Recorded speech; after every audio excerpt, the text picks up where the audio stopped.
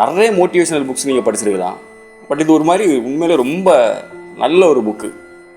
Jeff Keller எழுதிய மனப்போக்கு தான் எல்லாமே, the attitude is everything, one of the most powerful motivational book. கண்டிப்பாக நீங்கள் இந்த புத்தகத்தை வந்து ட்ரை பண்ணி பாருங்கள்.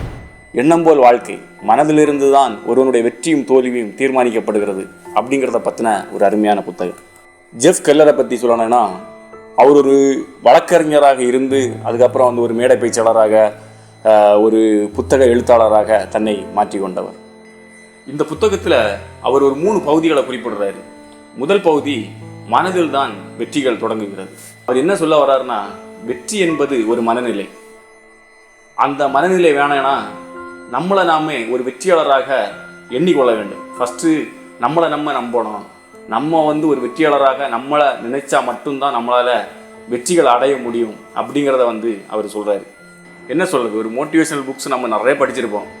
ஒரு மன தத்துவத்தை பற்றி, மனதை பற்றி, மனதை எப்படியெல்லாம் மாற்றினா வெற்றிகள் வரும், இதை பற்றி பல ஆயிரம் புத்தகங்கள் நம்ம வந்து படிச்சிருப்போம். பட் இந்த புக்கு ஒரு ஸ்பெஷல். தன்னம்பிக்கை இழந்து வாழ்க்கையில் அடிமட்டத்தில் நீங்கள் இருக்கீங்களா, இந்த புத்தகத்தை ட்ரை பண்ணுங்கள். நான் சொல்கிறேன், கண்டிப்பாக ஏதோ ஒரு பக்கம், இந்த புத்தகத்தில் ஏதோ ஒரு பக்கம் உங்கள் கைகளை பிடித்து உங்களை தூக்கிவிடும்.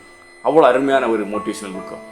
ஆக்சுவலாக வந்து சொல்லுவாங்கல்ல, நம்ம மனதில் இருந்து தான் வெற்றியும் தோல்வியும் தோன்றுகிறது. நம்ம எதை பற்றி திங்க் பண்ணுறோமோ அதன்படியே நம்ம ஆகிறோம் அப்படிங்கிற ஒரு கான்செப்டை தான் அவர் இங்கே சொல்கிறாரு. நம்ம இப்போ வந்து நம்ம இதை ஜெயிக்க முடியாது, இது என்னால் பண்ண முடியாது அப்படின்னு நினச்சோன்னா நம்மளால் நிச்சயமாக பண்ண முடியாது. பட் நம்மளால் இதை பண்ண முடியும், ட்ரை பண்ணுவோம், ஏதோ ஒரு வழியில் நம்ம இதை அச்சீவ் பண்ணிடுவோம் அப்படிங்கிற ஒரு நம்பிக்கையை நமக்குள்ளே ஃபஸ்ட்டு நினச்சிட்டோம். நம்ம மனசில் அப்படிப்பட்ட ஒரு காட்சியை நம்ம நினச்சிட்டோம் அப்படின்னா அதை நிச்சயமாக நம்மளால் அடைய முடியும் அப்படிங்கிறது தான் அவர் சொல்கிறார். நம்ம இந்த உலகத்தை பார்க்குற விதம் இருக்குல்ல, பிரச்சனைகளாக இருந்தாலும் சரி, மனிதர்களாக இருந்தாலும் சரி, நம்மளை சூழ்ந்திருக்கிற இந்த சூழலாக இருந்தாலும் சரி, நம்ம மனதில் இருந்து நம்ம எப்படி பார்க்குறோம் அப்படிங்கிறது தான் விஷயம். இப்போ வந்து ஒரு நல்லதாக ஒரு விஷயத்தை பார்த்தா அது ஒரு நல்லதாக நமக்கு தெரியும், ஒரு கெட்டதாக ஒரு விஷயத்தை பார்த்தா அது நமக்கு கெட்டதாக தெரியும். ஸோ அதுதான் அவர் சொல்ல வர்றாரு. நம்ம மனதில் இருந்து நம்ம இந்த உலகத்தையும் நம்மளை சுற்றி இருக்கிற இந்த சமுதாயத்தை நம்ம எப்படி பார்க்குறோமோ அப்படி தான் நம்முடைய எண்ணங்கள் அமையுது அப்படிங்கிற மாதிரி அவர் ஃபஸ்ட்லேயே சொல்கிறார். அது மட்டும் இல்லாமல் இந்த புத்தகத்தில் ஒரு பெஸ்ட் என்ன தெரியுமா, இந்த புத்தகத்தில் நீங்கள் பார்த்தீங்கன்னா சின்ன சின்ன கோட்ஸ் வந்து அங்கங்கே வந்து கொடுத்துருப்பாங்க. அது படிக்கிறது ரொம்பவே சூப்பராக இருக்கும். அது ஜெஃப் கெல்லர் எழுதின கோட்டு மட்டும் கிடையாது, நிறைய பெரிய தலைவர்கள், எழுத்தாளர்கள் எழுதின கோட்ஸ் எல்லாம் எடுத்து கொஞ்சம் கொஞ்சமாக கொடுத்துருப்பாங்க அங்கங்கே. உண்மையிலே அது வந்து ரொம்ப சூப்பராக இருக்கும். வெற்றி என்பது ஒரு மனநிலை.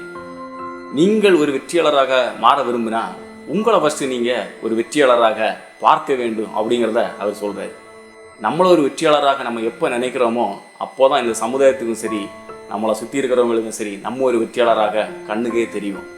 நம்ம ஃபஸ்ட்டு நம்மளை வந்து வெற்றியாளராக பார்க்கல அப்படின்னா மற்றவங்க எப்படி நம்மளை பார்ப்பாங்க அப்படிங்கிறத அவர் இந்த ஃபஸ்ட்டு பகுதியில் வந்து சொல்கிறார். 2வது பகுதி வந்து கவனமாக பேசுங்கள். நம்ம என்ன பேசுகிறோம் அப்படிங்கிறதுல வந்து பயங்கர கேர்ஃபுல்லாக இருக்கணும் அப்படிங்கிற மாதிரி அவர் சொல்கிறார். ஒரு நெகட்டிவான வார்த்தைகளை நம்ம யூஸ் பண்ணும்போது நம்ம வாழ்க்கை நெகட்டிவான விளைவுகளை தான் ஏற்படுத்தும் அப்படிங்கிறத வந்து அவர் சொல்கிறார். இதே நேர்மறையான ஒரு பாசிட்டிவான வார்த்தைகளை நம்ம யூஸ் பண்ணும்போது நம்ம வாழ்க்கையில் பாசிட்டிவான காரியங்கள், திங்ஸ் நம்மளை வந்து அடையும் அப்படிங்கிற மாதிரி அவர் வந்து சொல்கிறார். உண்மையிலே one of the best part இது.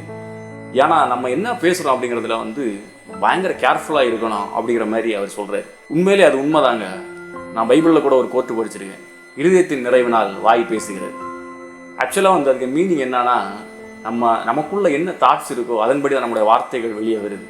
இப்போ வந்து நமக்குள்ளே ஒரு பாசிட்டிவான தாட்ஸ் இருந்துன்னு வைங்களேன், பாசிட்டிவான எண்ணம், பாசிட்டிவான ஒரு ஆள் நான் அப்படின்னா, நான் ஒரு ஆள்கிட்ட பேசுகிறேன்னா நிச்சயமாக ஒரு பாசிட்டிவான ஒரு வைப்பு தான் இருக்கும், ஒரு பாசிட்டிவான வார்த்தைகளை தான் நான் யூஸ் பண்ணேன். ஸோ இதே நான் ஒரு நெகட்டிவான ஆள்னா, ஒரு நெகட்டிவான ஒரு மைண்ட் செட்டு, ஒரு எப்போதுமே ஒரு தோல்வியை பற்றி, ஒரு பயத்தை பற்றி, அப்படிப்பட்ட ஒரு ஆள் வைங்களா, எப்போதுமே நான் யார்கிட்ட பேசினாலுமே ஒரு நெகட்டிவ் ஆட்டம், ஒரு பயத்தை பற்றி தான் பேசிகிட்டு இருப்பேன். ஸோ அதுதான் இவர் சொல்ல வர்றார். நீங்கள் என்ன பேசினாலும் வந்து அதில் கவனமாக இருங்க, எந்த வார்த்தைகளை யூஸ் பண்ணுறீங்க, எப்படிப்பட்ட ஒரு மனநிலையில் பேசுகிறீங்க அப்படிங்கிறதுல வந்து கவனமாக இருங்க அப்படின்னு வந்து சொல்கிறாரு. இதில் இன்னொன்று முக்கியமானது என்னென்னா, யாரை பற்றியும் புறம் பேசாதுங்க அப்படிங்கிறத வந்து அழுத்தி சொல்கிறாரு. உண்மையிலே இந்த புறம் பேசுறது அப்படிங்கிறது நம்ம வாழ்க்கையில் இருக்கிற எல்லா வெற்றியையுமே அழித்து போடும் அப்படிங்கிறாரு. வெற்றியோ தோல்வியோ யாரை பற்றியும் குறை சொல்லாமல் இருந்தாலும் நம்ம வாழ்க்கை ஒரு பீஸ்ஃபுல்லாக இருக்கும். 3வது பகுதியில் அவர் என்ன சொல்கிறாருன்னா, ஒருத்தன் செயலில் இறங்கும் போது தான் இந்த பிரபஞ்சம் அவருக்கு உதவுது. ஃபஸ்ட்டு வந்து லைஃப்பில் எதாவது அச்சீவ் பண்ணணும்னா அதுக்கு ஒரு ஸ்டெப்பாக அதை நம்ம ஃபஸ்ட்டு எடுத்து வைக்கணும். ஸோ அதுதான் அவர் சொல்கிறாரு. நீங்கள் வந்து ஒரு ப்ராசஸ். லைஃப்பில் ஏதாவது ஒன்று சாதிக்கணும் அப்படின்னு நீங்கள் வந்து ட்ரை பண்ணுறீங்கன்னா நீங்கள் அதுக்கு முயற்சி பண்ணால் மட்டும்தான் இந்த பிரபஞ்சம் உங்களுக்கு உதவும். உண்மைதாங்க, நம்ம வாழ்க்கையில் அப்படி தானே. ஏதாவது நம்ம சாதிக்கணும் அப்படின்னு நினச்சா நம்ம ஏதாவது ரிஸ்க் எடுத்து தாங்க ஆகணும். எக்ஸாம்பிள் நான் ஒன்று சொல்கிறேங்க. இந்த யூடியூப்பில் வந்து எப்படியாவது ஒரு வீடியோ அப்லோட் பண்ணணும்னு ரொம்ப நாளாக போராடிட்டு இருந்தோம். சரி, ஓகே, நல்ல கேமரா வாங்கிடலாம், நல்லா வந்து லைட் செட்டிங் பார்த்துக்கலாம், இப்படிங்கிற மாதிரி ஒரு மைண்ட் செட், இதெல்லாம் இருந்தால் தான் பண்ண முடியும் அப்படிங்கிற ஒரு மைண்ட் செட் தான் இருந்துச்சு. ஃபஸ்ட்டு நம்ம ஸ்டார்ட் பண்ணோம்.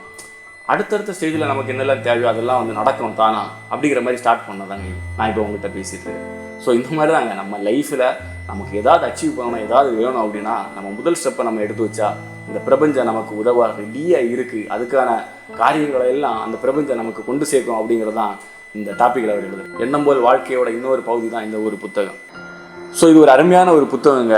நீங்கள் வாசித்துட்டு உங்களுடைய ஒப்பீனியனை கமெண்டில் நீங்கள் சொல்லுங்கள். இன்னும் ஒரு அழகான புத்தகத்தோடு உங்களை சந்திக்கிறேன். வணக்கம்.